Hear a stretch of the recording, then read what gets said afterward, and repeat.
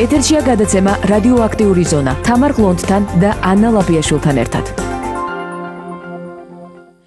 დავრუნდით პირდაპირ ეთერში რეკლამის შემდეგ ეთერშია გადაცემა რადიოაქტიური ზონა. დღეს წამყვანები ვიქნებით მე დოდი ლოლაძე და ნათია ხაჭაპურიძე და ჩვენი შემდეგი სტუმარი იქნება საქართველოს ევროპელი დემოკრატების თავმჯდომარე პაატა დავითაია. მანამდე კი შეგახსენებთ, რომ ჩვენ დღეს ვსაუბრობთ კოალიცია ქართულ ოცნებაში არსებულ დაპირისპირებაზე და რამდენიმე წამში იქნება ჩვენი გადაცემის სტუმარი ევროპელი დემოკრატების თავმჯდომარე პაატა დავითაია. ის უკვე ხაზზეა. მოგესალმებით ბატონო პაატა, მადლობა გადაცემაში მონაწილეობისთვის.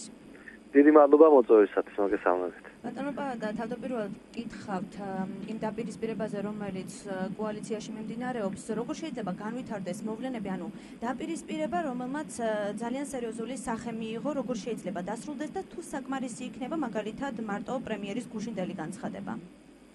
იცით რა არის, ძალიან ძნელია გააკეთო პროგნოზი იმასთან დაკავშირებით, რაც ხდება, იმიტომ რომ არის გარკვეული არაადეკვატური მოქმედებები. დავიწყოთ იმით, როდესაც საუბარი არის კოალიციაზე. კოალიცია ნიშნავს იმას, რომ ერთიანი ხედვებით, ერთიანი ქმედებებით ხელისუფლებაში მოსვლა. 2012 წელს, როდესაც ეს კოალიცია შედგა, ეს რო ყოფილიყო მარტო მიხეილ სააკაშვილის წინააღმდეგ, მაშინ პარლამენტში შესვლის შემდგომ დაიშლებოდნენ.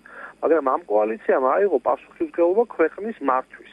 აქედან გამომდინარე ძალიან მნიშვნელოვანი არის ის, რომ მათ არაერთხელ გააკეთეს განცხადება, რომ 2016 წლისათვის ეს კოალიცია წავიდოდა ერთიანად არჩევნებში და მათ ეს პასუხისმგებლობა გათვალისწინებული ჰქონდათ. მაგრამ დღეს ჩვენ ვხედავთ ერთ რაღაცას, რომ მაგალითად როდესაც აკეთებს განცხადებას ბატონი დავითი უსუფაშვილი და პრემიერ-მინისტრი და საუბრობს რაღაც სტრატეგიულ ხელშეკრულებაზე კოალიციურ ყოფ პარტიებს შორის, რა არის იცით, ეს მაგონებს ხელშეკრულებას რუსეთსა და ამერიკის შეერთებულ შტატებს შორის უცხო პლანეტებთან ბრძოლასთან დაკავშირებით სტრატეგიული ხელშეკრულება. ეხლა რა სტრატეგიულ ხელშეკრულებაზეა ლაპარაკი კოალიციის ერთმანეთში წევრ პარტიებზე, ხო? აბსურდია. კოალიცია იმიტომაც არის და იმიტომ აქვს პასუხისმგებლობა აღებული ქვეყნის მართვის, რომ ერთიანი პოზიციები გააჩნიათ, ხო?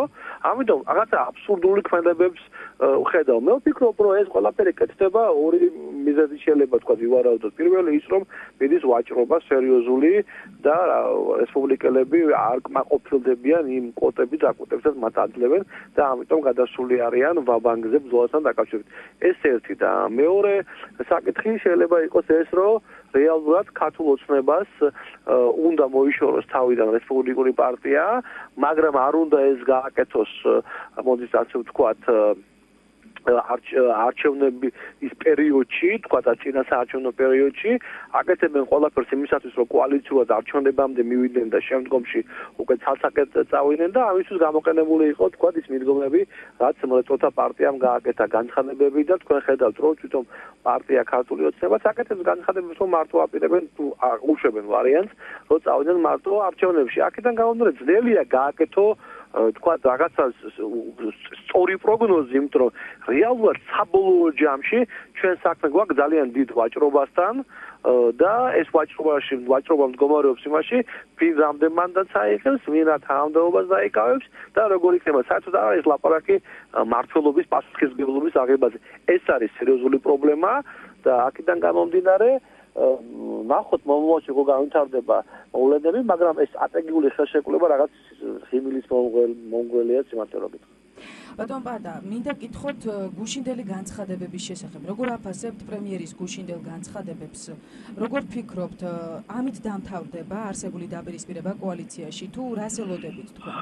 პრემიერმა გუშინ ძალიან სერიოზული განცხადებები გააკეთა და თქვა თუ ჩვენ შევხედავთ არა მარტო დაპირისპირების ფონისაგ, არამედ იგივე ევროპული ღირებულებების ჩამოყალიბების პრინციპებიდან გამომდინარე კონსოლიდაციის საკითხებს ამიმართლებით ძალიან მნიშვნელოვანი იყო და მისასალმებელი იყო ეს განცხადება. რაც შეეხება პარტიების შორის ხალხი მინდა გავუსვა დაპირისპირებას, თუ ვაჭრობა სარფიანი შედგა და თუ მოილაპარაკეს შეთანხმდნენ, კოალიცია დარჩება თუ არა, დიდი ალბათობით კოალიციის რესპუბლიკელების გასვლა არ ნიშნავს კოალიციის დაშლას. ის პარტიები, რომელიც იქ არიან, იგივე კოალიციურ რეჟიმში შეიძლება დარჩენ, ეს ერთი, მაგრამ ასეთი სახით კოალიცია, როგორც ამ წუთას არის, სავარაუდოდ არ იქნება არჩევნების შემდგომ, ან არჩევნებამდეც. ეს ფაქტი, ეხლა დროის ამბავი არის სიტუაცია. ეხლა ვიცით, მოდით ვგავთ სიმართლე რა, ეხლა თქვათ თავდაცვის მინისტრზე ხელი შეხება პირობითად ვიძახი განთავისუფლებამ გადადგომა გამოიწვევს სერიოზულ პრობლემებს ვარშავის სამიტზე, ხო? ეს იმის გამო კი არა, რომ ქალბატონი ხიდაშვილია თავდაცვის მინისტრი, არამედ თავდაცვის მინისტრის ცვლილება ამ სიტუაციაში ქვეყნის წვრთნება პრობლემატურია. ამიტომ მე მგონი პრემიერს ესმის და ის ცდილობს რომ მოაგვაროს თორე რეალურად რესპუბლიკელებს ასეთ ასასვლელი არ აქვს ესეთ ჩანს, იმიტომ რომ გუშინდელი განცხადებებიდან გამომდინარე ჩანდა რომ ეხა თუ ძალით არ გააგდეს თქვა კოალიციიდან და არ გარიცხეს ასასვლელს არაპირებენ და ყველაფერს აიტანენ რადგანაც ეს სიკეთეები მიიღონ ეს ფაქტია ეს ჩანს უკვე ამიტომ პრემიერსაც სავარაუდოდ ამას ყველაფერს განიხილავს რომ არ უნდა დიდი დაპირისპირება გამოიწვიოს რომ შეინარჩუნოს კოალიცია არჩევნებამდე არ მიიღოს ქვეყანამ დარტყმის ნიშნები თავდაცვის მინისტრის განთავისუფლებით ვარშავის სამიტზე მაგრამ აი მე უფრო პროგნოზირებ რომ სიტუაცია უფრო დამძიმდება კოალიციაში დაახლოებით ასე ივლისისთვისაც როდესაც საბოლოო ჩამოყალიბებაზე წავა და აი მე მგონი უფრო უნდა ვიდოდოთ სიურპრიზებს ვიდრე დღეს მადლობა გადაცემაში მონაწილეობისთვის. საქართველოს ევროპელი დემოკრატების თავმჯდომარე პაატა დავითაია საუბრობდა პირდაპირ ეთერში და სანამ მორიგი სტუმარი იქნება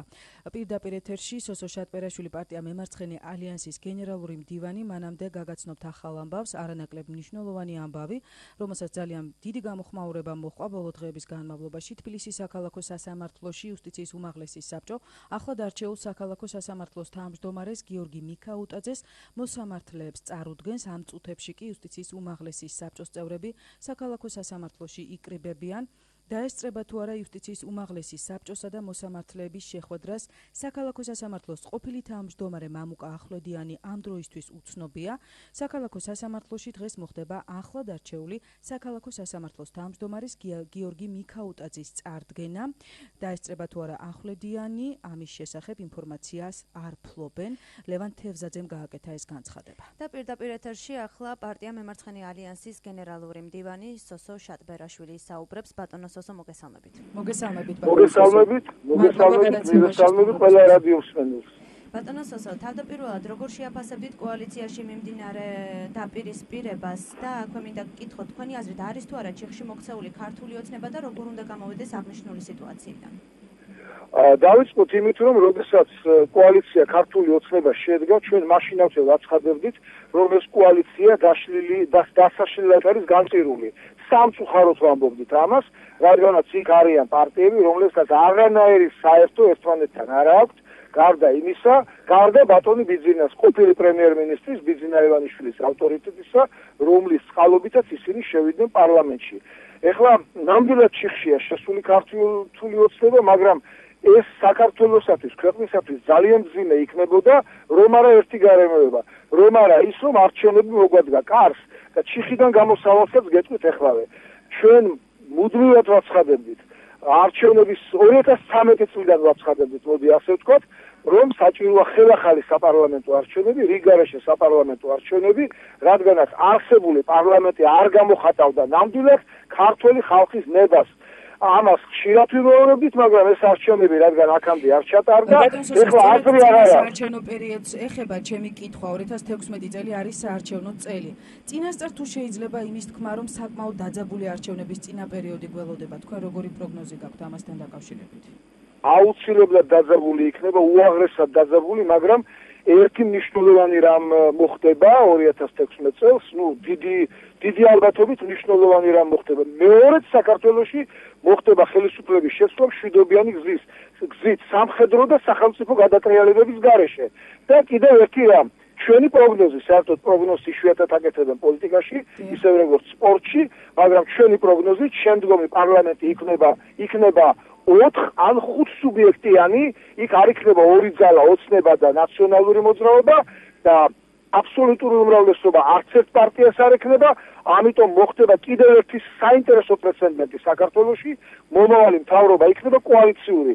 ერთ პარტიას არ ექნება იმის საშუალება, რომ ჩამოაყალიბოს მთავრობა და საქართველოში პირველად განხორციელდება კოალიციური მთავრობა ქვეყნისა. მადლობა გადაცემაში მონაწილეობისთვის. სოსო ჩატბერაშვილი პარტია მემარცხენე ალიანსის გენერალური მდივანი საუბრობდა რადიო მაესტროს პირდაპირ ეთერში და ცოტა ხანში გიორგი გუგავა ლეიბორისტული პარტიის ერთ-ერთი ლიდერი ისაუბრებს რადიო მაესტროს პირდაპირ ეთერში. მანამდე კი გეტყვით, რომ სამების საკათედრო ტაძარში აფხაზეთის ომის დროს ბაბუშერას აეროპორტში თვითმფრინავის აფეთქებისას დაუპული 10 მებრძოლის სამოქალაქო პანაშვიდი გაიმართა. სამების საკათედრო ტაძარში სამოქალაქო პანაშვიდს საქართველოს პრემიერი გიორგი კვირიკაშვილი, თავდაცვის მინისტრი თინა ხიდაშელი და საქართველოს მთავრობის სხვა წევრები ესწრებოდნენ ბაბუშერას ძმათა სასაფლაოზე.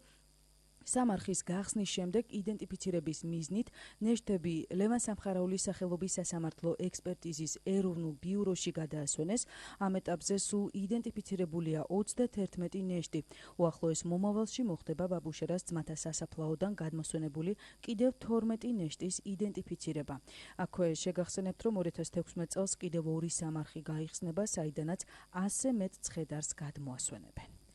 და ცოტა ხანში ჩვენს ეთერში ისაუბრებს ლეიბორისტული პარტიის ერთ-ერთი ლიდერი გიორგი გუგავა. ბატონო გიორგი, მოგესალმებით. საღამომშვიდობისა, მოგესალმებით თქვენ და თქვენ ძვირფას რადიო მსმენელს. მოგესალმებით. ბატონო გიორგი, როგორ შეაფასებდით კოალიციაში მიმდინარე მოვლენებს და როგორც დღეს საპარლამენტო უმცირესობა აცხადებდა, ისინი ამბობდნენ, რომ კოალიცია არის დაშლილი და ახალი ფორმატის შექმნაზე მოლაპარაკება უკვე მიმდინარეობს. თქვენ რას ფიქრობთ ამასთან დაკავშირებით? ჯერ ხალხის ოცნებები დამსხვრეს და ახლა თავად კოალიცია ქართული ოცნება დაშლილია პრაქტიკულად და იქ გამართული არის ხატრული გარება რო გავაკეთოთ ვირთხების მარულა საპარლამენტო მანდატებისათვის, საპარლამენტო კვოტებისათვის, მათ გამაერთიანებელი ამ мотивация უფრო სწორად ამ დაპირისპირებაში დაუნდობელ ბრძოლაში ერთმანეთის მიმართ არის მხოლოდ და მხოლოდ ეს პირადი პრაგმატული ანგარებითი მოტივები და მათ ბუნებრივია არაწუხეთ ის გაჭირვება, რომელიც ქვეყანაშია, ის უბედურება, რაც ტრიალებს, სოციალური ფონი კატასტროფულად გამძიმებული, ეკონომიკური სტაგნაცია, ხალხი ასე ვთქვათ ვერ უძლებს იმ წნეხს, რომელიც მოდის ბანკებიდან, მიკროსაფინანსო ორგანიზაციებიდან, ონლაინ ცეცხლებიდან, ვერ უძლებს იმ წნეხს და იმ სიტუაციას, ეკონომიკურ სიტუაციას, როდესაც ლარი უფასურდება, როდესაც ინფლაცია მიმდინარეობს ქვეყანაში, ძვირდება პროდუქტები, და ასე შემდეგ. ამ პრობლემის გადაწყვეტის ნაცვლად სამთავრობო გუნდი, სამთავრობო კოალიცია უყურებს თუ რა გამძაფრებით ეკვეთნენ ერთმანეთს და ამ შემთხვევაში პრაქტიკულად ისინი დაიშალნენ, შემაკავშირებელი პრაქტიკულად თუ მანამდე ფორმალურად ბიზნა ივანიშვილის ფული იყო მათი შემაკავშირებელი ვერცხლი, ეხლა როგორც ჩანს ესეც არ არის და უყურებს თუ რა დაუნდობელი ბრძოლა. ბატონ გიორგი, მინდა გკითხოთ აუცილებლად პრემიერ-მინისტრის გუშინდელი განცხადების შეფასება და აქვე როგორ შეიძლება განვითარდეს თქვენი აზრით მოვლენები, ანუ დაპირისპირება, რომელმაც ძალიან სერიოზული სახე მიიღო, როგორ შეიძლება დაასრულდეს? თუ დავუშვათ საკმარისი იქნება მაგალითად პრემიერის გუშინდელი განცხადება და ამით დამთავრდება ყველაფერი, თუ ელოდებით გაგრძელებას? მე პოლიტექსპერტი არა ვარ და ნაკლებად მაინტერესებს ეს ჩემი ქვეყნის ჩვენი ხალხის ბეჭდვა არ ეხებოდეს. როგორ დაჭამენ ერთმანეთს და ნაკლებად მაინტერესებს ვირა განცხადებები გააკეთა ერთმანეთს. კიდევ ერთხელ ვაცხადებ, ოცნება დაშლილია, ოცნება დამსხურებულია. არ არსებობს არანაირი შემაკავებელი, ვერც პრემიერის განცხადებები შეაკავებს ამ პროცესს და ვერც ვერანაირი მოვლენა ვერ შეაკავებს. დაკარგეს რა რეიტინგი, გრძნობენ რა და მოახულებულ დასასრულს ცდილობენ და აქედან გამომდინარე ბუნებრივია შეზღუდული იქნება მათი ადგილები პარლამენტში, ეკვეთნენ ერთმანეთს და დაუნდობელი ბრძოლაც გამოცხადებული და ეს პროცესი, როდესაც გადმონახავს ჯერჯერობით ნიაღვარი ვერ აჩერებს ვერაფერი და ესია პოლიტიკური პროცესი, რომელიც დღეს დაწყებულია სამთავრობო კოალიციაში. და ეს ბუნებრივია უპირველეს ყოვლისა ქვეყანას აზარალებს, თორე პიროვნულად ახლა ესენი როგორ გაუსწორდებიან, ესენი ნაკლებად მარაგულებს და ნაკლებად საინტერესოა მათ მიერ გაკეთებული დაფრი განცხადებები თითქოს დღეს აღმოაჩინეს ერთმანეთის თავი და დღეს გაუხსენეს ერთმანეთს ის დანაშაულებრივი ქმედებები, რომელსაც ეს პოლიტიკური ძალები, ეს პერსონები წლების მანძილზე სხვადასხვა რეჟიმის დროს ჩადიოდნენ. ერთადერთი мотивация მათ ქმედებებისა, მამოტივირებელი ინსტინქტები, რომ შეიძლება მეტი ადგილი დაიკავონ პარლამენტში და ამ ინსტინქტებს ვერც პრემიერის განცხადებები შეაჩერებს, ვერც სხვა მინისტრების და ვერც ეს შუშის სასახლის ბატონი. მადლობა გადაცემაში მონაწილეობისთვის. გიორგი გუგავა, ლეიბორისტული პარტიის ერთ-ერთი ლიდერი, საუბრობდა რადიო მაესტროს პირდაპირ ეთერში. ჩვენ მოვისმინეთ არასაპარლამენტო ოპოზიციის განცხადებები კოალიციაში არსებულ დაპირისპირებაზე. ჩვენს ეთერში ამ თემაზე ისაუბრეს თავისუფალი საქართველოს ლიდერმა კახა კუკავამ, ჯონდი ბაღათურია ქართული დასის ლიდერმა, ასევე გიგლა ბარამიძემ, დემოკრატიული მოძრაობის წარმომადგენელმა, სოსო შატბერაშვილმა, პარტია მემარცხენე ალიანსის გენერალურმა მდივანმა გამოხატა ამ თემაზე თავისი მოსაზრება.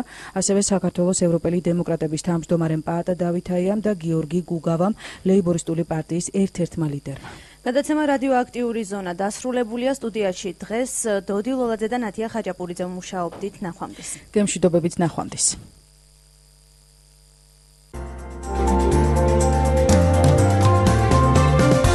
ეთერში იყო გადაცემა რადიოაქტიური ზონა თამარ გლონდთან და ანა ლაბიაშვილთან ერთად.